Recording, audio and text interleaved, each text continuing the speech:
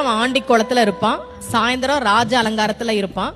காலையில நீங்க வாழ்க்கையில எதுவுமே இல்லாம அவன் முன்னாடி போய் நின்னாலும் அன்றைக்கு மாலைக்குள்ளேயே உங்கள் வாழ்க்கையில் அவன் ஒரு மிகப்பெரிய மாற்றத்தை நிகழ்த்தி காட்டுவான் அப்படின்றதா ராஜ அலங்காரம்.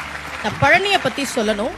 தமிழ்நாட்டுல முதல்ல ஒரு கோவில்ல தங்கத்தேர் வந்ததுன்னா அது பழனியில தான்.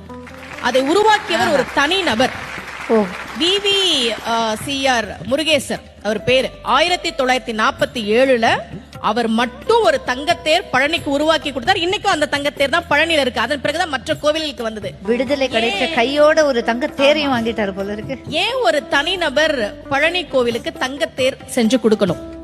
அவருக்கு ரொம்ப வருஷமா குழந்தை இல்ல.